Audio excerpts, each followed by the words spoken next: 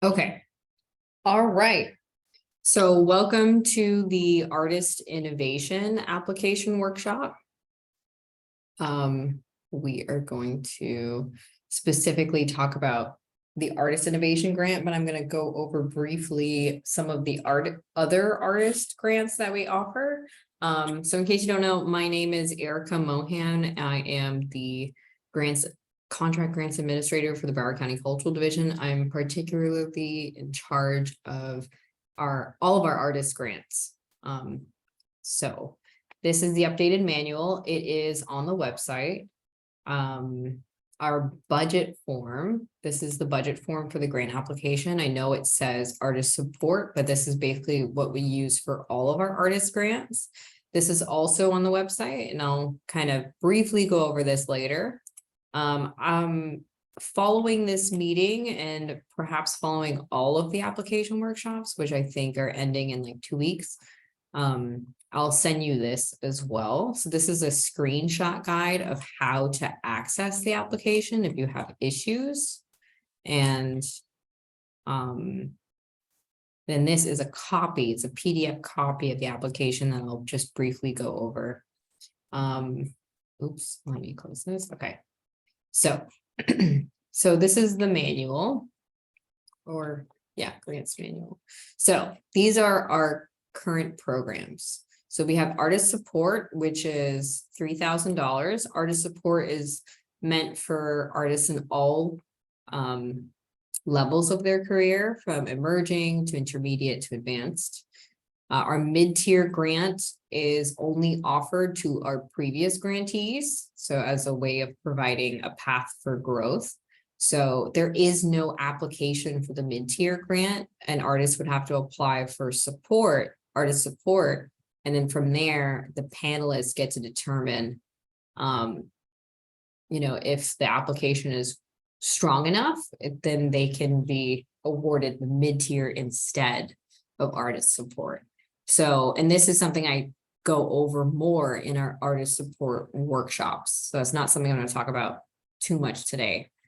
Another program that we have, which we'll find out next month if we have the funding for, is the Artist Support Regional Grant. The regional grant is primarily for artists who live in either West Palm or Miami-Dade counties to apply to do programming in Broward. And this is a very limited grant. We're only giving 5 awards out. And again, it just depends on if we get the funding. We won't know until then. And then Artist Innovation, this is the program I'm primarily going to go over today. Innovation is $10,000. And it's limited to only 10 awards. So it's a very, very competitive grant. And it's only for professional and established artists who live in Broward County. You must live in Broward County to apply for innovation. I'll go over more of the requirements for that in just a second. The residencies, so this is an additional program. It's not a grant, but it's only eligible to grantees. This is in addition to the 10,000. You could also get a residency, so you could also get an additional 2,000. So I'll talk more about this as we go on, but I primarily want to talk about innovation first. This is a flow chart for how the grant process is, and I'm going to come back to this. So I'm going to jump down to innovation. So what is the Artist Innovation Grant? It basically provides direct funds to professional and established individual artists of all disciplines for new and experimental art projects.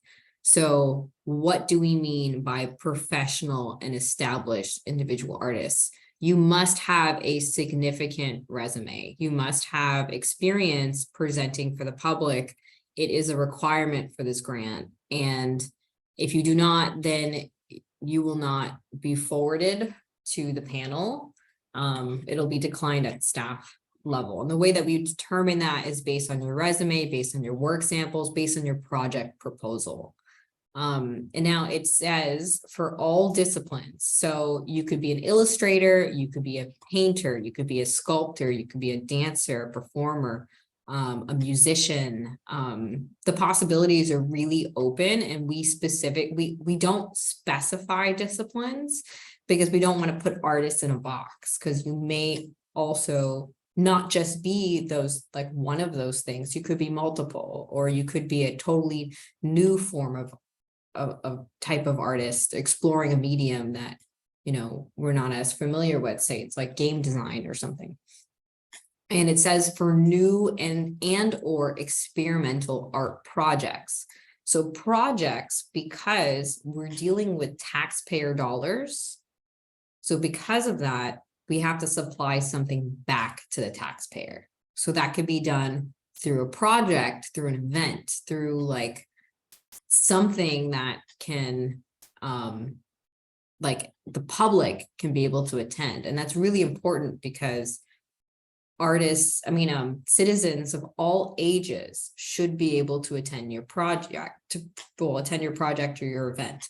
So kids, adults, senior citizens, people with disabilities, like anyone should be able to attend your event. So that's why that's why like all of our artist grants are actually project based. So that's what that means. That's why.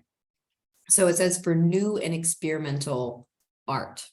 So now it doesn't have to be something that's completely new to the field, which is like next to impossible to do. But it can be new to you, new to your own pursuits as an artist.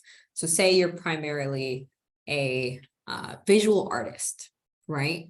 And you're mainly a painter, but you want to delve into like a combination of painting and video work and like see what that means, combining the two.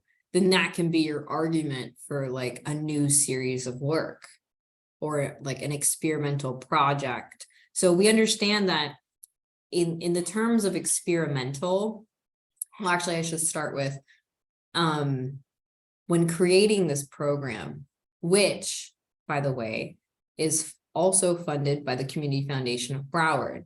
So if you're not familiar, the Community Foundation of Broward is a foundation locally. They primarily fund not-for-profit organizations. And they came to us because their donors want to fund individual artists. Now they cannot, as a foundation, fund individual artists. So their way of doing that is through us. So instead of like, so we created this program, I should say. This program, I wanted to give artists the funding ability to explore projects that they may not necessarily have been able to before because of funding restrictions. And so the award is 10,000, but right currently, but over time, this could change. This could be 15 or 12 or 20, you know, depending on the amount of traction that we get from the program, the amount of feedback, and what our previous grantees are able to do. So that's kind of like what the birth of this project was. And I wanted to like have a tiered system so that way there is a way to grow as an artist. You don't have to only get $3,000 every year. You can work your way up from 3 to 5 to 10 and like explore your ideas. So the program is designed to encourage risk-taking, exploration of artistic pursuits, career advancement, interactivity, and sustained commitment to artistic works. Now, types of like acceptable projects may include, but remember, you're not limited to this, collaborations across various disciplines, use of diverse media and technology, immersive installations, interactive performances or concerts, literary or oral history projects, temporary public art projects, and more. Selected artists are required to produce an event that is free, accessible, and open to the county public. So because this grant is $10,000, we're hoping that well, it has to be free. That was a requirement, not just from us, but from the Community Foundation. So that's why that is there.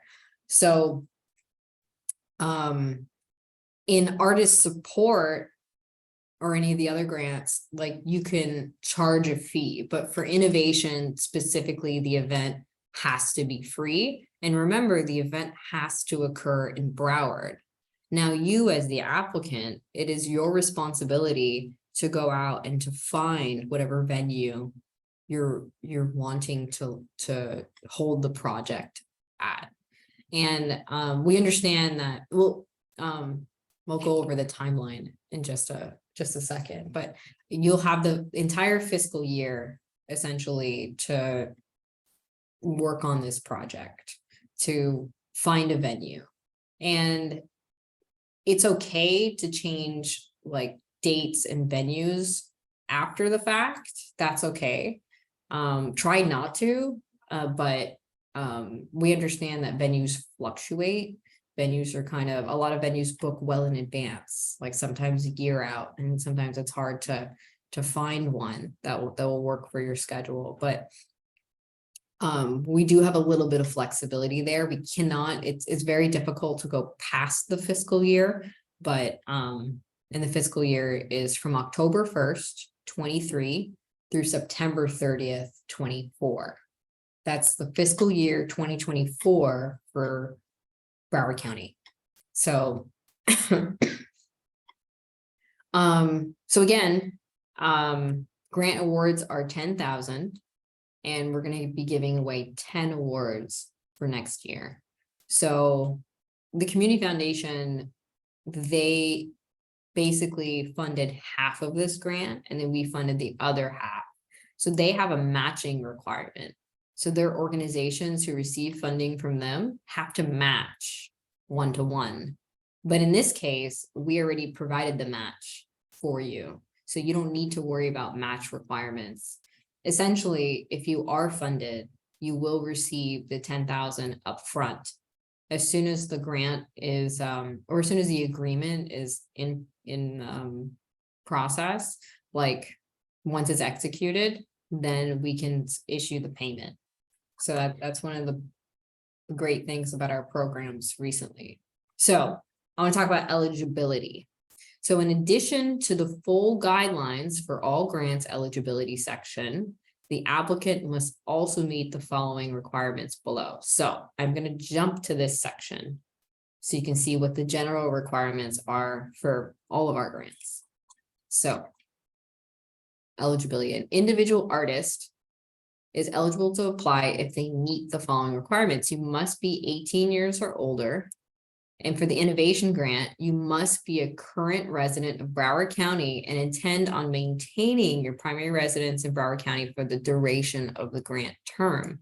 2 forms of documentation are going to be required. One is going to be your license, and another is going to be your like a utility bill, bank statement, or it's just something that can verify the same name, the same address from the past 3 months.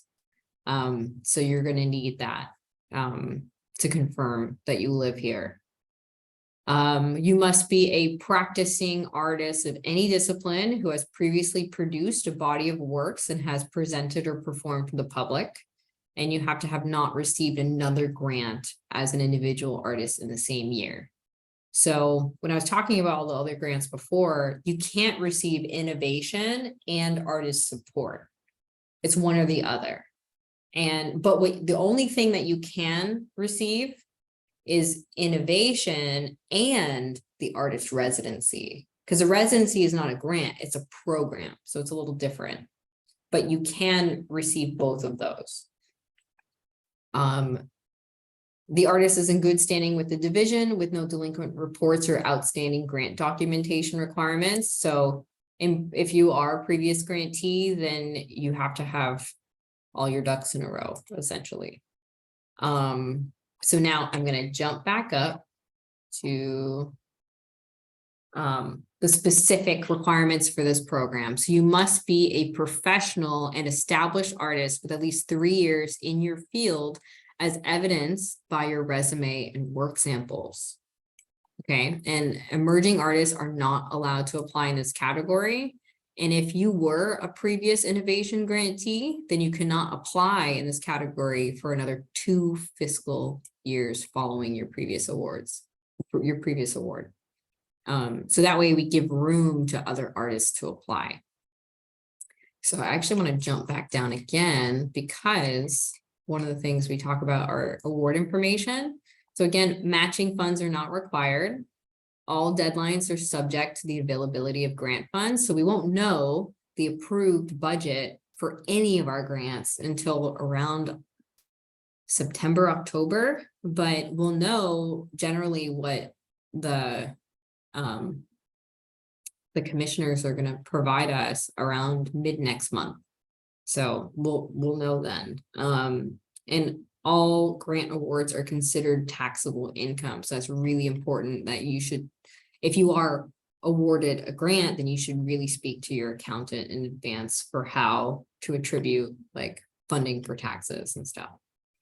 And I'll get into the what we do not fund in just a moment. I kind of want to go back up. Okay, so cycle chart. So this is like the timeline that you're going to be working with.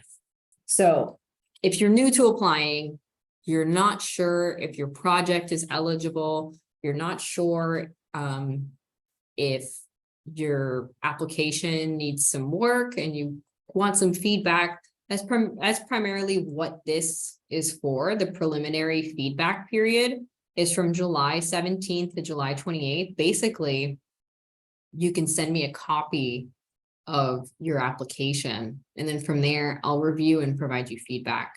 And this is prior to the application deadline, and I'm happy to do this. Like, that's why I dedicated 2 weeks specifically to do this, but let me know in advance. Now, if you have several projects that are on your mind, you're not sure which one you want to go with, you can always email me and we can schedule a call and talk about it, like now even.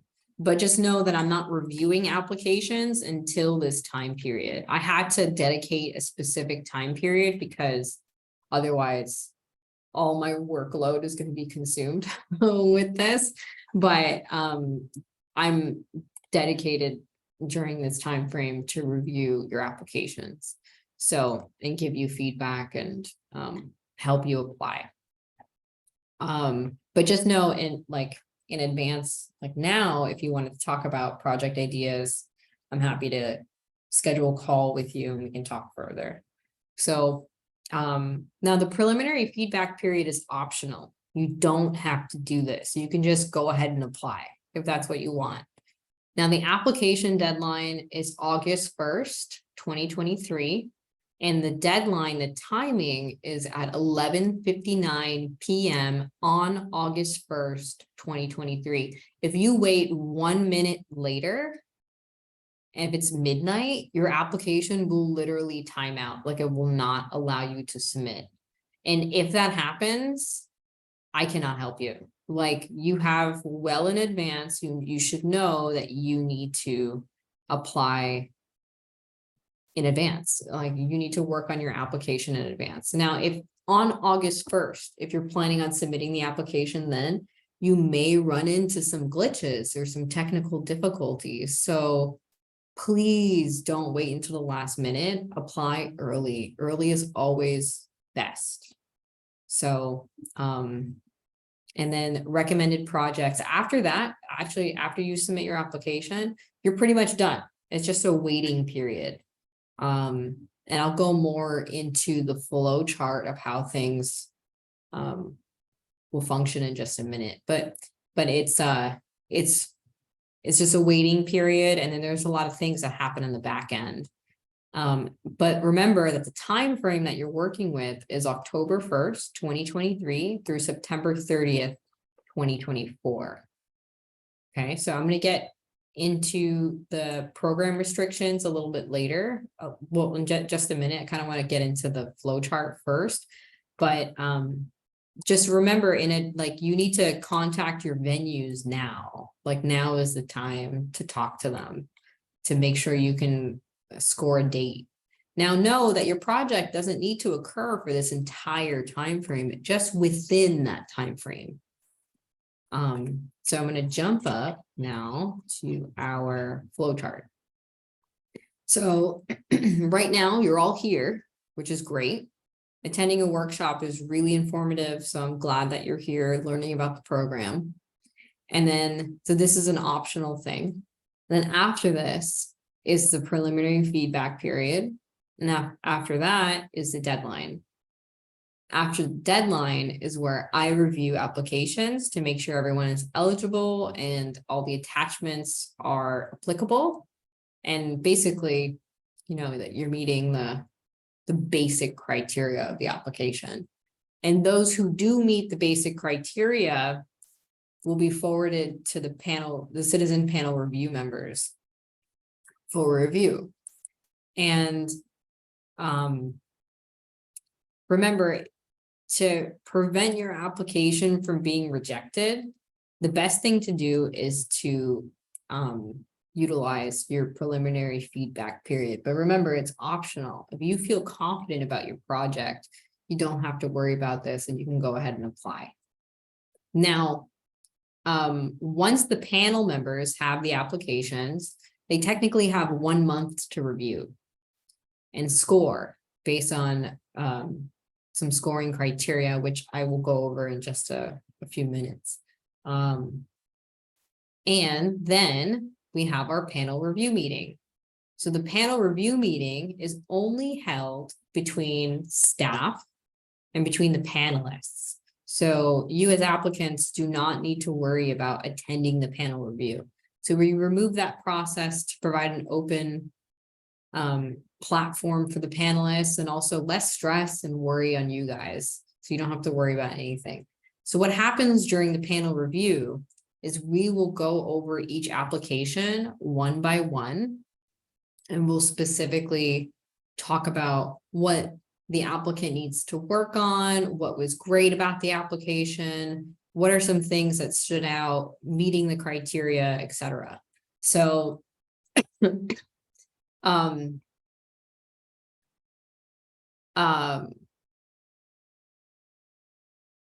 that again, that's just between staff and the panelists.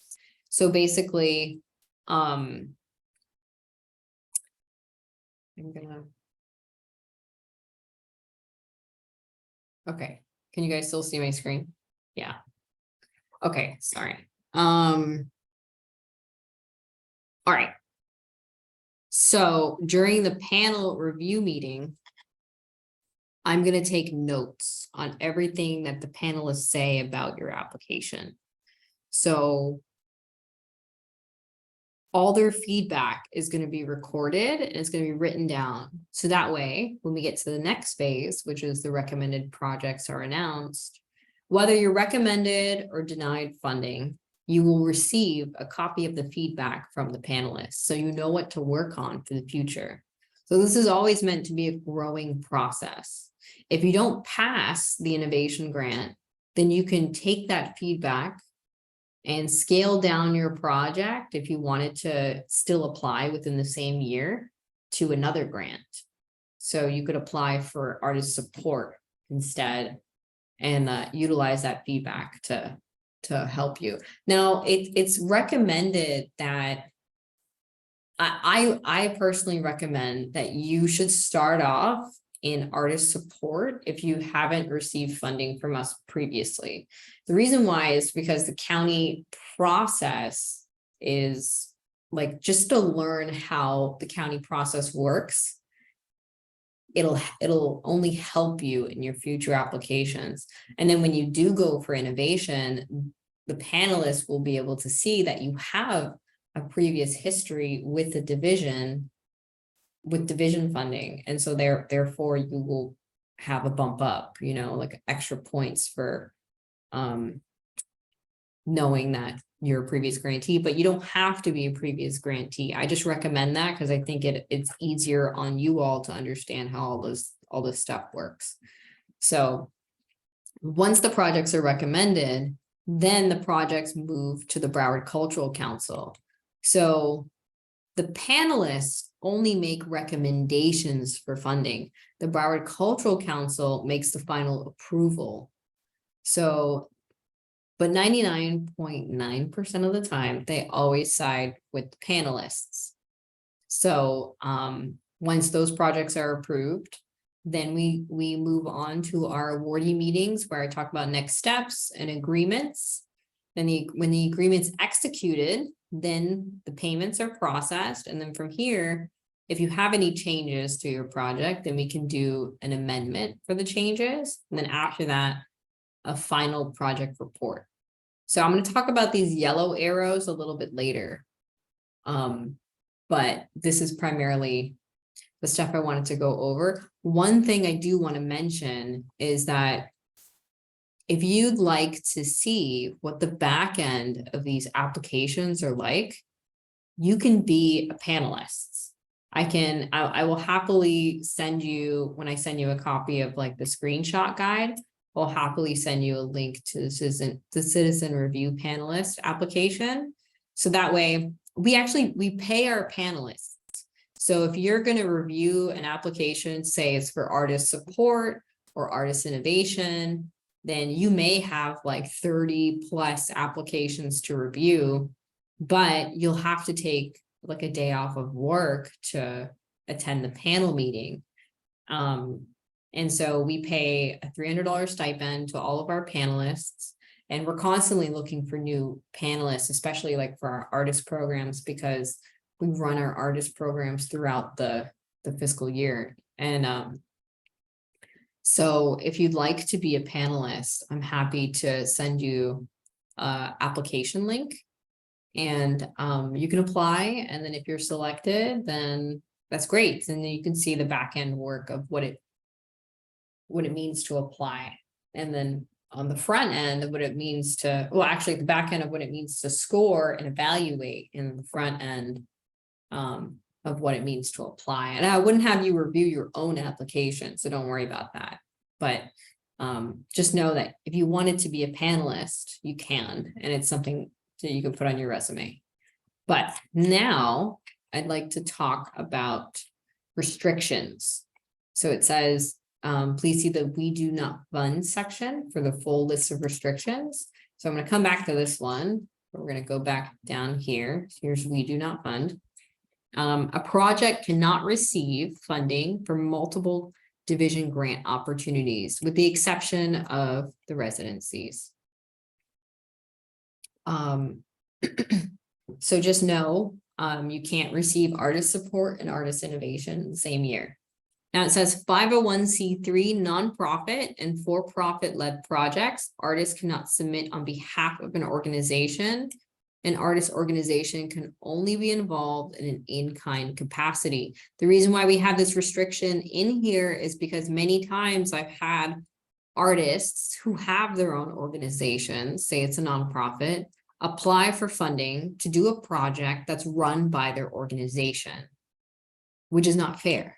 This is an artist grant. It's meant for artists, not organizations. I understand organizations are full of artists too, but that's why we have organization grants, which like the program support grant. So it's important to know the difference. So we do not utilize artist funding for organization projects, but we do understand that as an artist, you may have your own business, and that's how you function as an artist. That's what everything runs out of. And that's why we say an artist organization can only be involved in an in-kind capacity. So say your organization or your business, your company has a larger reach marketing wise, or you have personnel that could assist you with your project or something. If that's the case, then they can only be involved in an in-kind capacity. Like the marketing assistance, it's an in-kind donated service. That's what in-kind means if you're not familiar. So again, and if that's the case, say your organization is going to do marketing assistance, then you can put your organization's logo, but again, the project must be yours as the artist. So it's a tough balance, and I can talk about it more individually with those who do have an organization. But just know that the project cannot be for your organization. So anyways, and we already fund nonprofits, so apply in our program support category. So partnerships and collaborators cannot apply separately for the same project or overall event. So I can't have two artists, say you guys are, one's going to do an exhibition and another is going to do a performance, and it's going to be for the same day at the same location. You guys are combining, let's say it's for July 4th. That's for the same project. That's for like, basically you both are getting artist funds to do like a project together, which is not allowed. Because if that's the case, then you might as well just make an organization and apply. So we've had that before. We've had many artists apply separately, like 5+, maybe 10 artists apply separately for the same day, same event. And it was just like, you might as well just incorporate and create an organization, and you guys can get even more funding as an organization to pay your artists to do each of these individual aspects of the project. So that's why that restriction exists. You can't use the funding for personal vacation or full-time college tuition. You can't use it for university student shows, commissions, political advocacy. So on behalf of any particular candidate or party, if the project's main intent is for fundraising or charity. So we already fund charities. That's what 501c3s are. But if you wanted to use the money, so what, not the money, if you wanted to use, say you have an exhibition and you're selling your work and you want to donate the proceeds that you receive from selling your work to a charity, then that's your own prerogative. That's totally fine. That's not considered like the intent is fundraising for the charity. And that's you selling your own work. So we shouldn't have a say in how you spend your money or utilize your money. So now the presentation of another artist's works, where the applicant's work is not the primary content, including curation or archiving. For curated projects, applicants must also be an artist to apply. So the reason why we have this in here is because you need to remember that as an applicant, you're applying and you're submitting your own work samples. You're submitting your own resume, and you're talking about your history as an artist. So the panelists are literally evaluating you and your artistic history. So if you're going to apply to represent, like to either represent another artist or to showcase another artist, then your work needs to be somewhere in there because they're taking the time to evaluate your own work. So just know that like that's not going to look favorable. Because it's just not going to, it may not make sense. So you have to make it make sense. So your work needs to be a part of the project. It has to be. So it says for curated projects, applicants must also be an artist to apply. So if you're a curator, you have to also be an artist. Again, this is an artist grant. So it's not a curator grant. So like as a curator, it's the same concept. Like the panelists are reviewing your work and your work history. So they want to see your work in the project. So that's why if you're doing like a group exhibition, then you need to be like one of the artists in the exhibition. Anyways, I've had someone apply as like a program manager, and they wanted to do a project utilizing other artists' work. So it's kind of like a company, like they had their own company and they were trying to apply to showcase other artists within the company and their work. But the person who was applying was not an artist, so they weren't allowed to apply. But anyways, so reimbursement of expenses prior to the implementation period. So you can only utilize the funds within the term, which is again, October 1st, 2023 through September 30th, 2024. So any items not directly related to the artist's professional or artistic development is not allowed. If an applicant's unsure of your eligibility, you're welcome to call me and we can discuss. We could talk about it further. And again, if you have multiple ideas, we can talk about that too. I'm trying to think. Okay, so, and the other restriction actually is right here. It's we opened this grant to temporary public art projects because we wanted to like give you all the freedom to see if that's something that you want to do. And now a temporary public art could be like a billboard, or it could be billboards are quite expensive, so just be mindful of that. But or it could be like displaying your work within a park setting or even within a building. It could, like, depending on what the project is. Now, no, 10,000 isn't a whole lot of money either. So my hope is that we have more traction for the program, so I have a larger case to bring to the commission, the county commission, so we can get more funding for this program, and we can grow it, and we can create new programs, and we could award more artists, you know.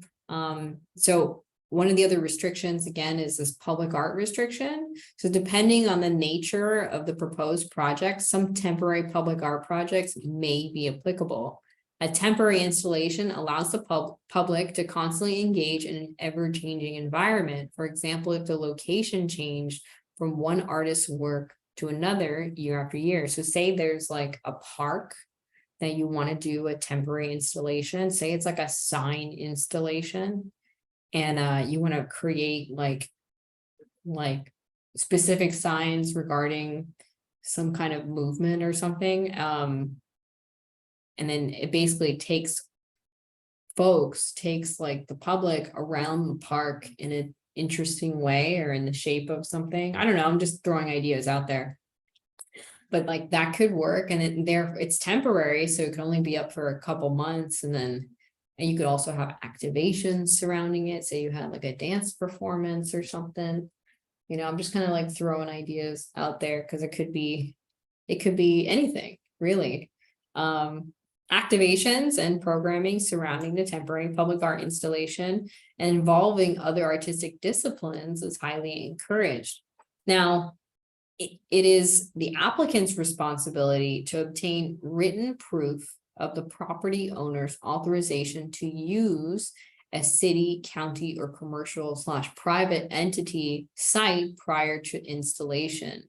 Permitting or engineering approvals for exterior or major interior projects may also be required from the building department having jurisdiction over the site. And you'll have to show documentation for this to verify that you're using the space, you have approval to use the space. Now, projects for permanent installation are ineligible. And that's why we have a public art department. But if it is a mural is allowed. It's technically considered temporary, but it really just depends on location, what you're doing, what the purpose of the project is. Again, you're competing against other artists who are also proposing like projects. Contact the division staff to verify if your project is eligible. So again, you can call me, we can discuss. But now I want to talk about the review criteria. So the innovation grant is the only grant where you have 4 review criteria sections. So first is artistic merit. An artist has demonstrated a substantive level of experience as evidenced by their resume or CV and work samples. Artist's previous experience clearly indicates their ability to complete the project, and artist exhibits rigor in past work samples.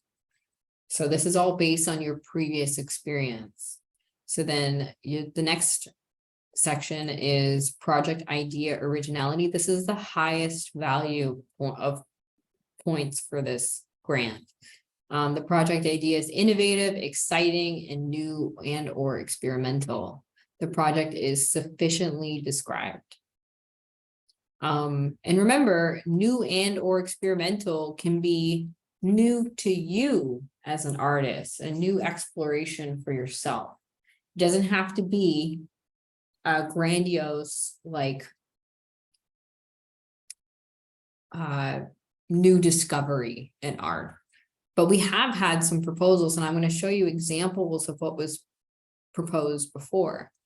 So the next criteria is community benefit. So the project's potential impact to the community is clear. Cultivation of community culture, arts, recreation, and lifelong learning is evident. So this part in particular, this line, is a county commission goal. So whenever we're making programming in any government entity, you kind of have to make sure that the programming aligns with commission goals. So that's kind of where this fits the bill. Use of funds is the lowest criteria. So marketing plan is outlined and potential collaborators are identified. A clear and accurate budget and budget narrative with a description of how the funds are used has been provided. And speaking of budget, I'm going to jump back here. This is the budget form again. So briefly, you're not required to make an income from the project. And remember, you cannot charge a fee. Now here is where you're going to put the totality of the grant. So if it's 10,000, and then if you have any individual donations or sponsorships, then that's where this will go. And that's going to be ultimately your total income. Now for the expenses section, you're going to ignore this last column. This is primarily for the project reporting phase, but projected, the cost of your project can be greater than or equal to the totality of the grant. So the projected can be 10,000 or greater. And you're not limited to just these fields. You can like describe them further in your budget narrative. Now, if you're applying for the Artist Innovation Grant, I fully expect you to know how to write a budget and a budget narrative. And a budget narrative is literally just a line item breakdown of each of these things for where your money is going. So remember, projected cost is the totality of the project. And then allocation of county funds, this is going to be exactly where are you putting or where are you utilizing that $10,000. So this has to add up to 10,000. Then this one can be greater or equal to 10,000. Now, something I want to say is that you're not limited to just these categories. Like, and when we talked about what we do not fund, what we do fund, you can use the money to pay yourself. You can use the money to pay for supplies. You can use the money to pay other artists. You can use the money to pay for equipment. Say you need to buy equipment or rent equipment, buy or rent.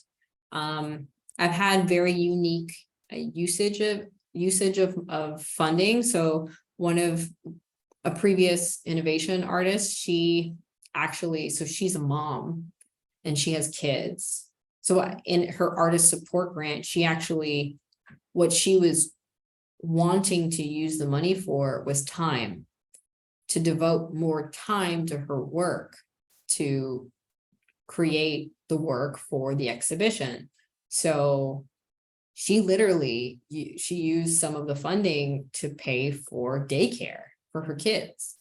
And that's totally allowed because it worked within what like her justification for it made sense, you know? So it's about how you justify your use of the funds. You can use the money to pay for like anything that you may need for the project. There are really not a ton of limitations, like it's pretty open.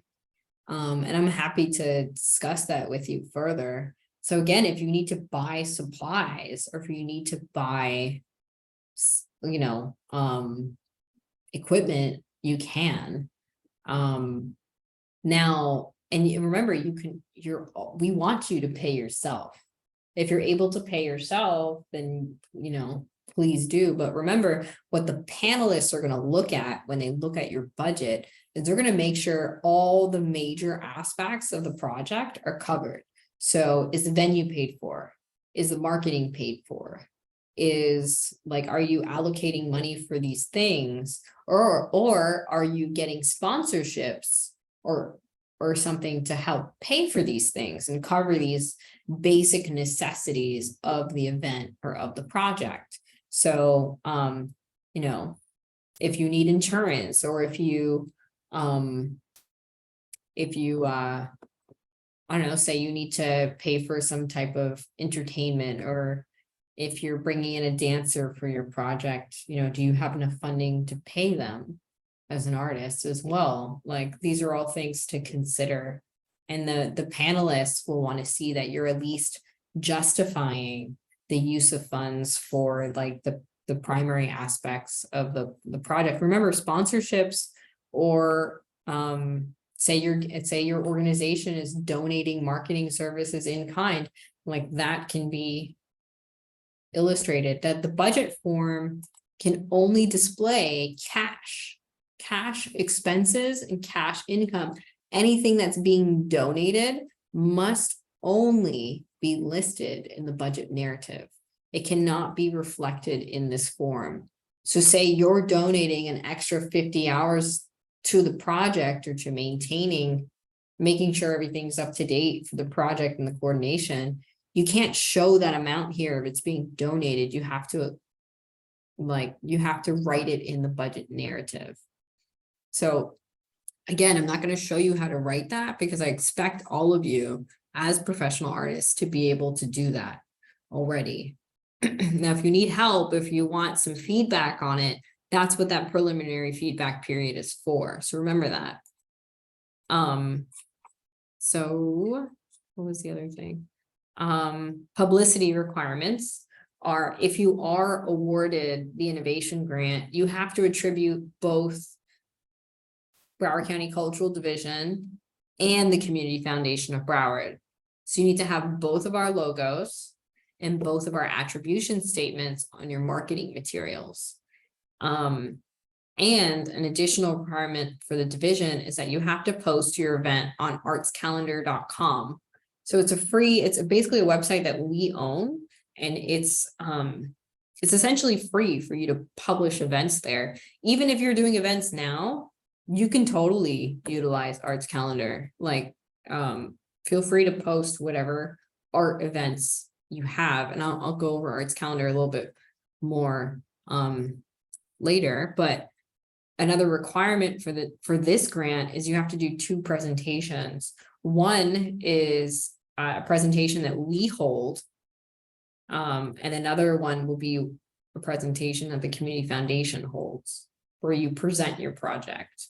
So particularly for the Cultural Division presentations, we organize it, we tell you what date, and 5 of the awardees will present then, and then the other 5 will present on a different date with the Cultural Division. And we bring in the public, we bring in anyone that's interested to come and learn about what was awarded funding and what you guys are doing. So that way we can get more traction for your events, and also acknowledgement for who you are as an artist. So our goal is to showcase you as an innovation artist. We want to do a lot more marketing surrounding your project too, and we'll do like free marketing around it run whatever is selected. And then for the Community Foundation, it's just basically talking to the donors and the other artists who were awarded funding about what your project is as well, or what the outcomes of your project were. So those are the two presentations.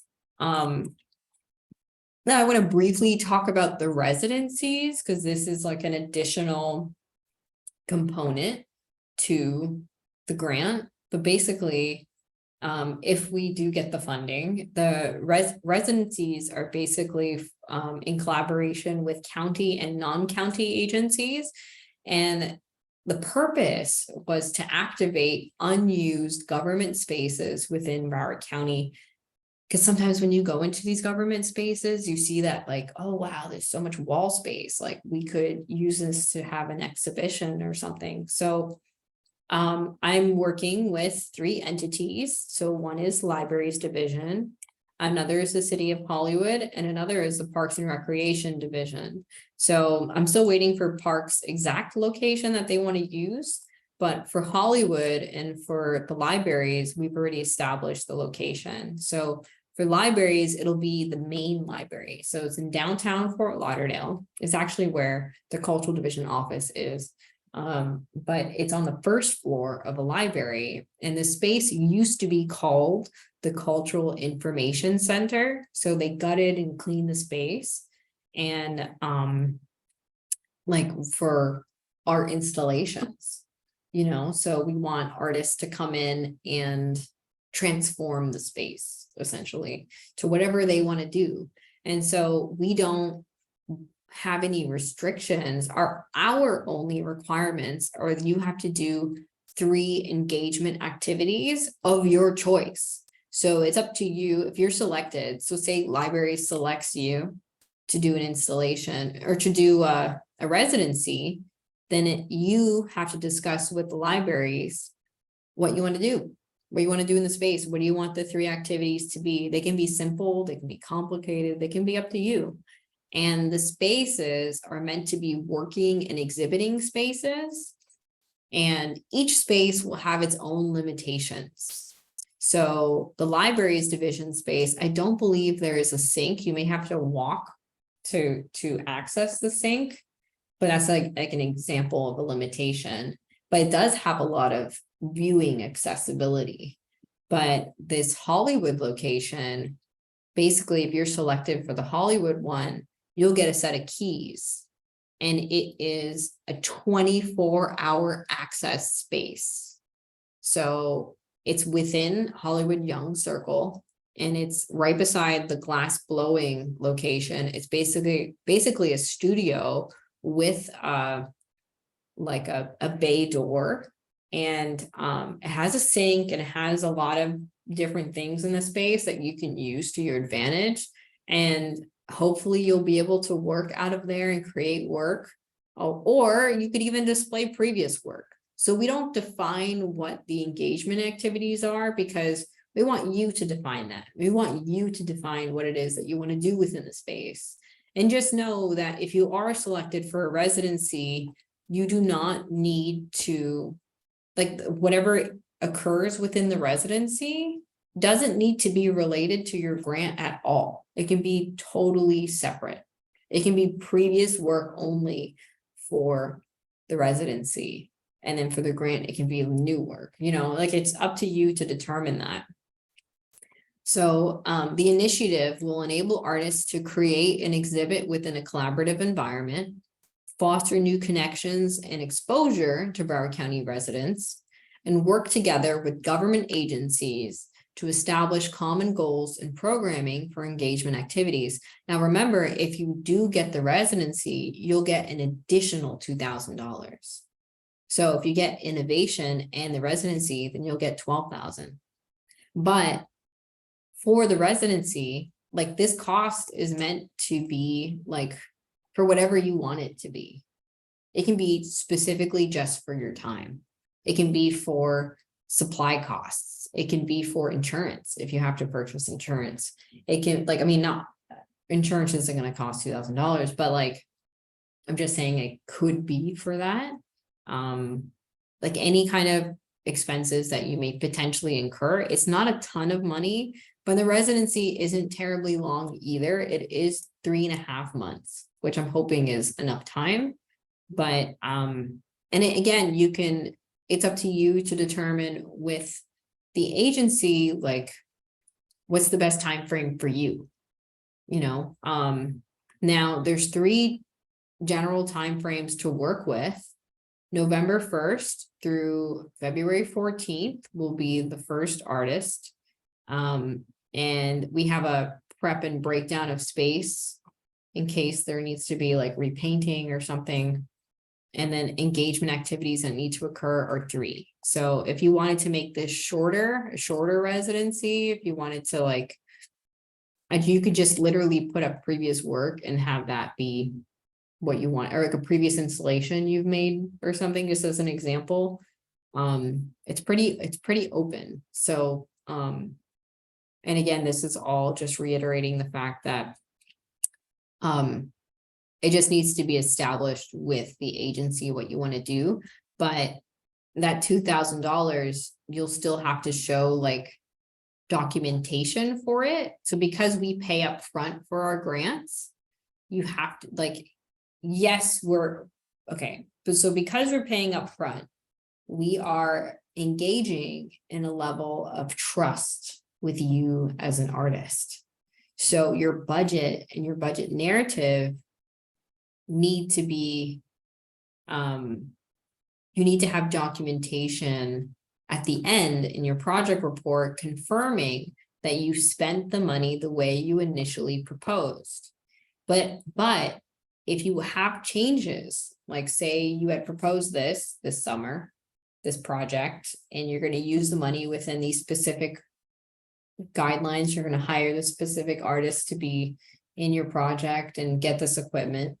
And then later on in the year, you find out, oh, I could get this equipment for cheaper, or, oh, this artist wasn't able to accommodate me, so I got a different artist and they're charging a cheaper value, or this artist is just going to donate their time, then basically we would have to do an amendment to illustrate where you want the funding to go. So instead of going to that other artist or to that equipment cost, you could reallocate it elsewhere, maybe to your own payment, or maybe to something else that you needed for the project. So there's openness in this process, but just know that, again, you have to keep your receipts, your invoices, anything that can confirm and help establish how your funding was actually utilized, because you're getting the funding up front, the back end work is going to be a lot more tedious, unfortunately. And that's just how the government funded projects work. But there is room there. There is like fluctuations. Like we can talk about it and see like what you need and stuff. So that's generally what the residencies are about. Let me think. Let's see. Application process information is all in here too. These are just some of the buttons, the budget form, the budget narrative. I give you an example of what a narrative is like. And then this coincides with each of the line items of the budget form, so you can see what they're meant to be used for. And there's some advice here. And then we talk about attachments. So I briefly want to talk about attachments as well. Is in the application, because of the software that we're using, we're a little limited to how things are said or done or uploaded. So my suggestion is to utilize a PDF. Now you can make it a designed PDF, or it can just be a basic PDF that looks like a Word document with stuff on it. So so you'll have 3 work sample attachments. Say you're a visual artist. Instead of uploading 3 images of your work, which the panel will only have 3 images to evaluate your artistic history, instead of doing that, my suggestion is to upload a PDF. The PDF can be 10 pages long. And basically within the PDF, you can put multiple images. You can put a blurb about each of the series of works that you're displaying. And you can put links to videos, links to audio files, links to publications, things that you've been featured in. And that's why I suggest PDFs, because you can put a lot more information in a PDF. And if you're savvy with Adobe, you can make like a presentation file. You could even use PowerPoint and develop a fancy version of displaying your work and then export it as a PDF if you wanted to. Just know you don't have to. Like you can just, it can just be a basic PDF. Now, again, staff recommendations are here. You know, it may be best to utilize a PDF presentation file distilled to a PDF to display your work samples. PDFs can contain multiple pages of work samples per document, including images, links to videos, audio files.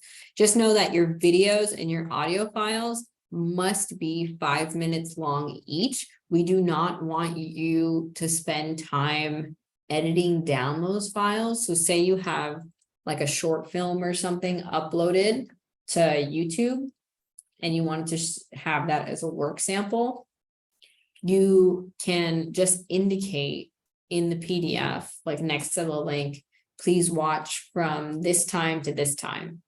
So you just indicate a 5-minute time frame for them to watch so they can get an idea of your project or like an idea of that work sample. Now say you're an artist that engages in multiple disciplines and you have visual art, you have sculptural work, and you have performance work. So again, there are 3 work sample uploads. Each of those 3 uploads can be a PDF that is 10 pages long. So you have 30 pages of work to illustrate. So your first work sample could be all of your visual art. Your second work sample can be all of your sculptural works. And then your third work sample can be all of your performance works.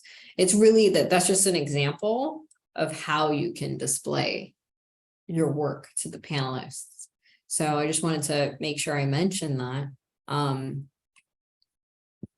There are some sample application questions here. Went over this stuff. Demographic data is just, it's not required, but there are optional questions in the application. This is just so we can make sure that the division is meeting our DEI goals.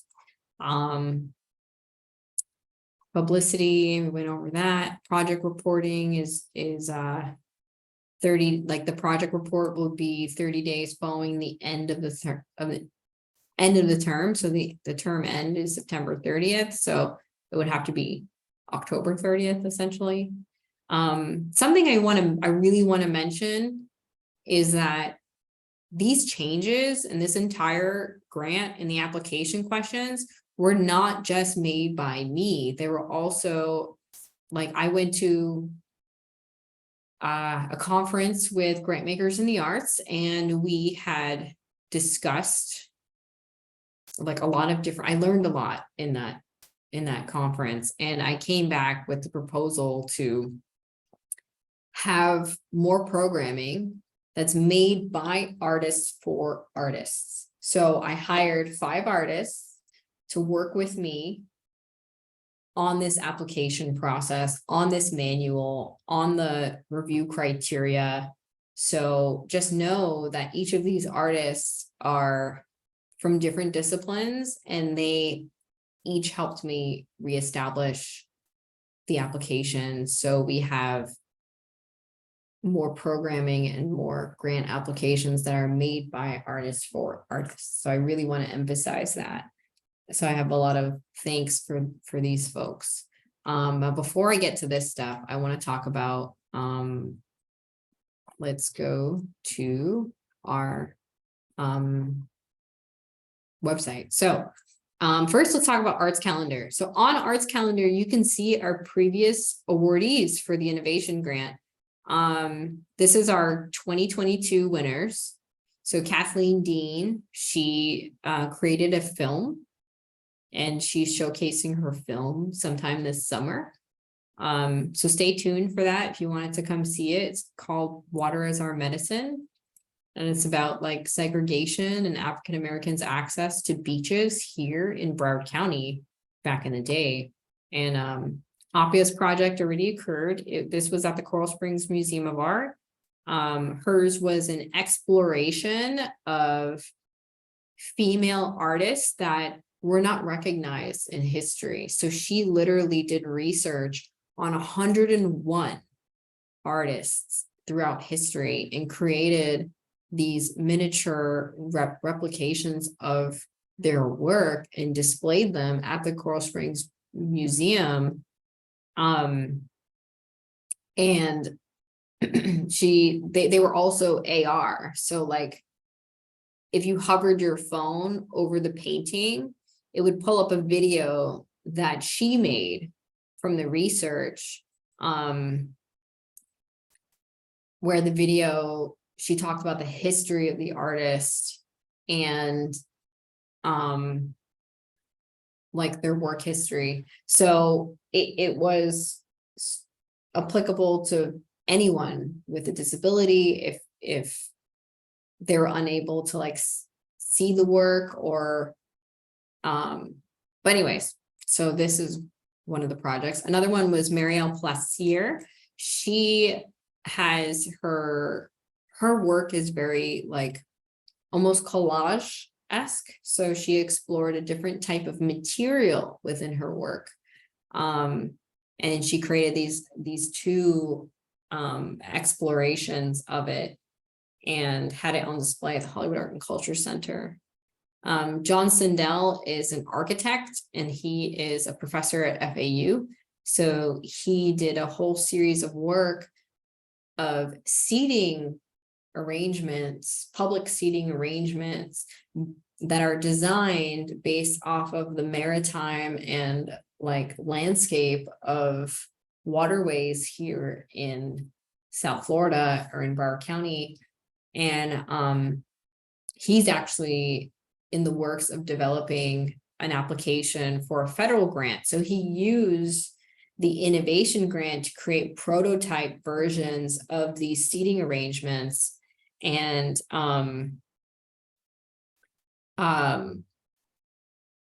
he's going to go for a federal grant to try and make a permanent large-scale installation. So, and then Narissa, her project was for Juneteenth last year, and she basically explored the history of Juneteenth and had a lot of collaborators and storytelling regarding what Juneteenth means here in Broward, and she held like a really big event. So, and then 2023 winners are here. Tara Chadwick explored her project, Pop-O-Lot, and she basically did these community engagement type of workshops all throughout the county with senior citizens and children, combining the two. And you can read more about her project here. And then Darius's project is coming up. This is going to be at the Sample McDougald House, and it's basically like a theatrical composition inspired by Shakespeare, but adapted to modern times and related to hip hop culture. And so it's going to be really, really interesting. And so this project is again occurring in September at the Sample McDougald House. So if you're interested, you can learn more here. You can probably go to his website and find a link. And then Timothy Davis, his project is going to be occurring late this summer. And it's a screening of his film that he made. Luke Jenkins, his project is going to be at the Coral Springs Museum of Art, where he explored a different type of materials like thermally modified wood. And he's creating public furniture with this wood and displaying it in the gallery and in public spaces to see the longevity of these materials. So it's like an exploration and experimentation with materiality. And Dana, I highly suggest everyone goes to see this event. It is at the Pompano Beach Cultural Center. The closing event is this Saturday. If you're interested in seeing her work, she basically took 365 reused and repurposed faucets and illustrated boil notices that were received in Broward County last year. So there's 365 pieces. Let's see if I can open this. Yeah, so you can kind of see here. Let's see if there's a website. Yeah, so you can kind of see like what her project was about. 365. This is at the Pompano Beach Cultural Center.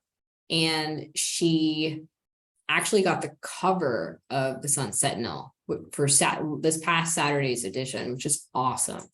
So very proud. She actually went to wastewater department, and she got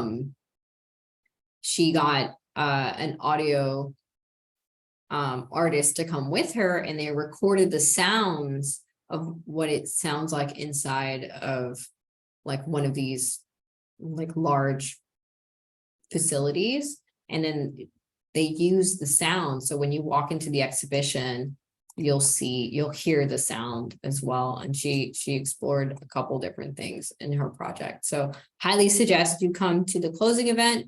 It is this Saturday from, I believe, 11 to 1. Oh yeah, here it is. This Saturday from 11 to 1. So come through if you can. I will be there. And then Candy Lopez, I believe her event's going to be either at Coral Springs Museum or it could be at Baca. I'm not quite sure, but she actually used the funds to go in an artist residency. And in the residency, she made the work that she's going to display for her innovation grant. So that was what she utilized the funds for. So just know there are, like, you can use the money for these kinds of things because it's related directly to the work that she's creating. It's not like an erroneous thing. Hakub, so he basically explored shadow puppetry, and he created a short film, and he submitted that short film to several, I believe it was accepted to several different film festivals, but he displayed the work at the main library within the previous cultural information center. So where we're having the residency is basically where he displayed his work and had his performances. Anthony's event is occurring this Saturday as well. So if you can come, please do. This is going to be at the beach. It's going to be at Fort Lauderdale Beach. Straight down Las Olas, there is the Oceanside Park. It's literally Las Olas and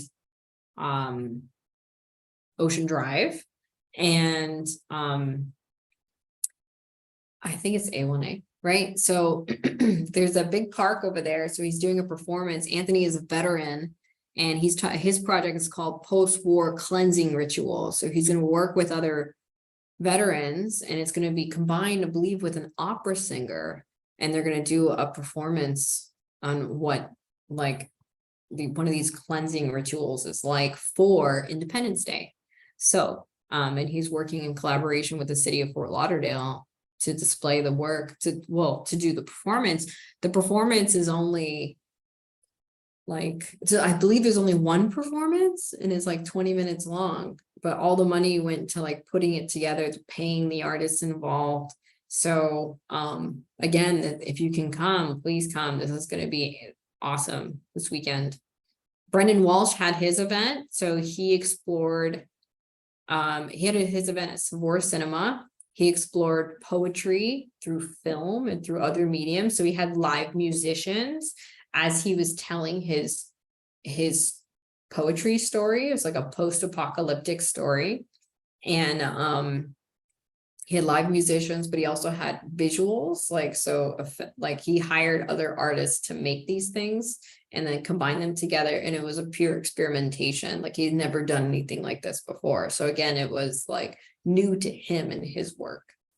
And then Nicole Yarling, she's a musician, and she did a whole project on historically and like the history of African-American fiddlers and where that came from. So she brought in a lot of different violinists or fiddlers to help with the performance, or to perform, I should say. And she had live dancers, Celtic and African-American dancers. And there was like a huge history of fiddling in America. And she provided like a historical reference and things like that. So I'm very, very happy with all of our innovation artists. I believe that they really took this grant and set the bar, and if you're interested in applying, by all means, please do. And I'm going to send you these links, and so you can read a little bit more about these artists. But if you wanted to see it, if on your own time, just go to artscalendar.com, and then you're going to click news and stories, and then from there the links are posted on the side, so you can totally look at this a little bit more on your own. But again, Arts Calendar, this is a website owned by the Cultural Division. We have all of our artist grantees submitting their events here. If you wanted to see what was occurring this weekend, for example, let's just say Friday, I'm just going to search, and you can see all of the events occurring this Friday that you can check out. So that we want this to be like the hub of art events. And then again, don't forget on our website, well, actually, I'm going to click this. And then from here, innovation grant, and you can read more about the grant. You can find the grants manual. You can start a new application. The applications are open, so feel free. And now I want to open it up. Does anyone have any questions about anything I've gone over so far?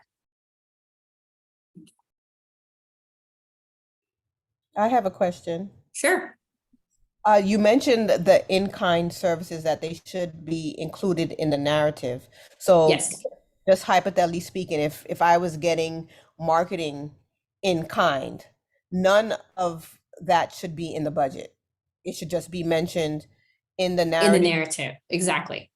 Okay, so that the person that is reading the grant would know to look there for any in-kind. Like like for example, I know sometimes with grants, they're looking for, okay, so how is she going to market this? Where's her marketing coming from? How come it's zero? They would know to reference the narrative. Oh yeah, they have to read the narrative. Okay. And then that's exactly why I'm a part of the meeting too, because the panel meeting is because if the panelists say anything incorrect, or if they're saying something like, oh, the artist didn't supply this, that's where my job steps in. Like, actually they did, and it's here, and it's this is what it is. Yeah, so don't worry. Yeah, definitely they have to read the budget, and they have to read the budget narrative. So they understand where things are covered. Yeah, because I didn't want it to be like a red flag. Like if there's a, zero in that line item, they're like, okay, well, how are people going to know about this, Well, so that's another thing too, is that in the application, so here's a copy of the application. Okay. Here it says, one of the questions is, describe how you will promote or market the project. Okay. So that's where you're gonna write generally, here's what I'm doing. Now, the fields are limited in terms of word count, but this is generally like everything that you're doing marketing wise for the project. And you can mention also here that these services are being provided in kind, so you can re-emphasize it. And then again, when you get to the budget narrative, that's where you're going to say it again. Okay. Yeah. Thank you. Anytime. Tyler, did you have a question? You're welcome to unmute. Thank you so much. And thank you for the presentation. It really clarified a lot of questions that I had, or didn't know I had. But I wanted to know, how do we contact you? Oh, or do you? Yeah. My contact's in the back of this manual. So it's right here. Here's my email. Here's my phone number. Always best to email, and we can schedule a call in case I'm like in a meeting or something and you can't get a hold of me via phone. So, yes, so here's my contact. Okay, and then also throughout your presentation, I was just, are you guys going to have another webinar for the support artists For artist program? support, yeah, so Yeah, all okay. of those are on the website. So let's take a look. Let's see the next, I don't remember off the top of my head when it's gonna be, but yes, so July 5th and July 13th. Okay, There's gonna be 2. okay. All right, thank you. Anytime. Does anyone else have any other questions? Or general questions or any kind of questions? Oh, Pablo. Hello, Erica. Hey. Hi, how are you? Thank you so much for the presentation. I wanted to ask, I wasn't sure if you clarified it before, but regarding the artist residency, you said we would be able to, along with the Artist Innovation Grant, we would be able to apply for that. Oh, But I you're heard- right. I didn't yeah. clarify that, but go on. Continue. Well, I'm sorry. No. I just wanted to see, because I remember hearing something that if you weren't only people who were previous grantees were able to apply for the residency. I don't know if I heard that correct or No, but yeah. so previous grantees are only eligible for mid-tier, the mid-tier artist support grant. Now the residency, you're right, I did not go over that. That's where the yellow arrows come into play. Okay. So if you're recommended for funding and after BCC approves you for funding for the grant, I'm basically going to send all of the approved projects to all of our agencies. They're going to go through the applications and go through each artist and decide who they want based on what programming that they're doing that coincides with the residency. So, and then in the application, there is a question here that says, where is it? So it's like cut off here. It says, are you interested in a 3.5-month artist residency working in exhibiting space? So it's an optional question. It's only yes or no. Basically, everyone who's approved and who says yes to this question will be forwarded to the agency.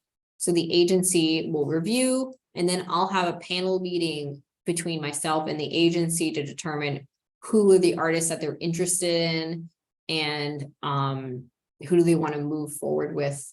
And just know, like, artist support, there's 3 cycles to that grant. There's 3 deadlines. So throughout the year, artist support applicants will be sent to these agencies. So if they review innovation, so say libraries reviews the innovation accepted artists and they only choose one that they want to show or want to have within the space, then they select them. And then I come back to the artist and I basically tell them, hey, you were accepted for this residency for this time frame. Do you want to do it or do you not want to do it? Like it's always an option. You don't have to do it. And then if you are accepted, then we issue an amendment. And the amendment is basically going to reference the additional 2,000 in the fact that you have to do 3 engagement activities. Now, the amendment won't necessarily reference exactly what those engagement activities are, or they may. I'm not, it depends. I have to talk to the attorney to see what they want to display. But then after that, you'll still have to do that project report where you talk about what you did in the residency, essentially. Yeah, so it's basically up to the residency on what their current programming is scheduled for the year. But if you're interested in the residency, then they could essentially come back to you at a later time and maybe hire you to do programming in a different capacity, like maybe not necessarily through the residency, or maybe they could have you do something in like the off months. Like it's really open. So if you want to engage in some of these other opportunities, just I'll keep it on my radar too, but like make sure you click that yes in the application so we can always have a reference to it. Does that answer your question? Yeah, yes, it does. Thank you so much. Okay, anytime. I see there's 2 hands up. Folayan, Did you Yes, want to? Lion, Yes. yes. I just want to piggyback off of that just for clarification. So if you get accepted for the residency, it's for a 3-month period and 3 engagements within the 3-month period? Yes, so it's 3.5 months is the length of the residency. Uh-huh. And three engagement activities are required, but when they occur and what they are up to you and the agency to determine. So if Okay. something works better for your schedule, then let them know, and then you guys can, I mean, it can just basically be the same engagement activities. So say there are workshops with kids on how to paint. Let's just throw that out there. Then all 3 of your engagement activities could be that if you wanted them to be. And then you just do a workshop with the libraries division. They'll supply the marketing essentially, and they'll supply maybe the materials, not really sure. Again, it's up to you and the agency to establish. So we're leaving that door open for discussion, for conversations. So does that answer your question? Yes, it does. Yeah, I just wanted to kind of make sure it wasn't for like a full 3.5 months. It was just 3 times within that time period. Well, the 3.5 months gives you access to the space. So Okay. you'll have access to the space for that entire time frame. What you want to do in the space is up to you. You can display previous work, you could create new work, and it doesn't all have, like, the engagement activities don't have to happen in the space. They could happen in other parts of the library. But again, it's like, just for example, you could have, let's just say you get the library space and you want to showcase this installation that you made before. You could literally put up the installation, and then people of the public can come and they can come check it out on their own time in that 3.5 months. And then your engagement activities don't even have to be related to what you put up for display. They could be something totally different that you do in other parts of the library. Say it's like a teen activity with the library teens or with friends of the library. You do some type of engagement activity with them, so it's, again, we leave that door open for you to establish whatever you want to do, because we don't want to make sure, we don't want you to do things that you're not comfortable with, that you're incapable of doing. Like, we want to make sure that whatever it is, these engagement activities that you're doing, they're within your capacity, you're getting paid, you're not like expending more money of your own to, like, erroneously for an engagement activity that's not really going to work for everybody. So again, it's strictly up to you and the agency to determine what you want to do. Okay, thank you. Anytime. Tyler, did you have another question? No? Okay, Sorry, no, Oh. I'm sorry. okay. Okay. Does anyone have any other questions? Oh, Pablo? Yes, I wanted to ask, because you mentioned before about the grants, the innovation and the artist support grant. Mm-hmm. And you told us that we weren't able to win both, but at the very least, are we able to apply for both and say that you win one and not the other? Like, if we get the innovation grant, we obviously wouldn't be able to get the artist support grant along with that, but are we at least willing to apply for those two to at least have our hats in the ring if whatever we get occurs? So my suggestion is to pick one for right now. So if you want to go for innovation, go for innovation now. And if you don't pass, because remember that the time frame is for innovation, where is it? So recommended projects are going to be announced in late September. So say you don't get innovation, then you can always apply for artist support cycle 2. Now you'll have a shorter time frame to work with, 9 months instead of the full year, but at least you'll be able to make the deadline. And you'll have feedback from your previous application, so you'll know generally what you need to work on. Like say it could be like marketing. You should think about marketing a little bit more or whatever, you know, so it's up and you could, again, you don't have to propose the same project because this is only 3,000. So you could scale it down or you could propose something else, but at least you'll have an idea of where you stand. And so that's why, and even if you don't meet this deadline, you can always apply for the last one. So Okay. just know that artist support, this general artist support grant, this is what we dedicate the most amount of funding to. So the regionals is limited to 5 awards, innovations limited to 10 awards. The mid-tier is pretty much open, like we don't know until the budget's approved how much we'll have for this. But and then this will also be just as we go based on previous applicants who apply, or previous awardees who apply, if they, you know, if their project is strong enough. And again, the panel has that ability, but I go over more of this in an artist support workshop. So, yeah, so my suggestion is go for innovation. And then if you don't pass, go for cycle 2 of artist support. Okay, perfect. Yes. All right. Thank you so much. Anytime. Gnarly, did you have a question? Yes, I did. No, I had a simple question. To be able to apply, you have to attend this, right? This Zoom You don't meeting. have to. No, you don't have to attend this. So this is an optional thing. Okay, I asked yeah. because I was at work and I know I was a little late, so I just wanted to just get in and get like some confirmation and assurance on how to apply. Oh And yeah. so hello. Anytime. So this is actually being recorded.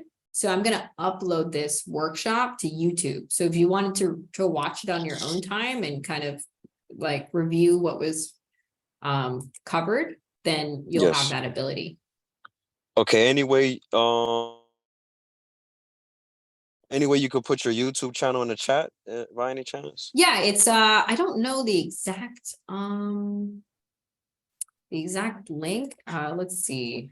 Broward Arts YouTube. Let's see. Okay, there you go. Broward Arts. Broward Arts, thank whoops. you. Anytime. Any other questions from anyone? Oh no. Everything is pretty like self-explanatory, and you just clarifying everything. Okay, Clarifying awesome. everything for me, so thank you. Mercedes, did you have a question? Yes, I also joined late, and I live in Miami. If you live in Miami, then this is not the grant you're going to be applicable for. For you, it's going to be the regional grant. So the regional grant won't be open till, and that one's for 5,000. That won't be open till September about. And then you'll have 9 months for your project period, but this is limited to only 5 awards. So it's a little bit more competitive because there's so many artists in Miami and West Palm, but this is the one you're gonna apply for. Okay, thank you. Anytime. Does anyone have any other questions? No? And I'm almost sure you answered this anyway, but can you apply for the regional and the 3K one, or no? You have to be regionals is only for artists who don't live in Broward. Got you. Yeah. Thank you. The 10K and the 3K, so artist innovation and artist support is only for Broward artists. So, does anyone have any other questions?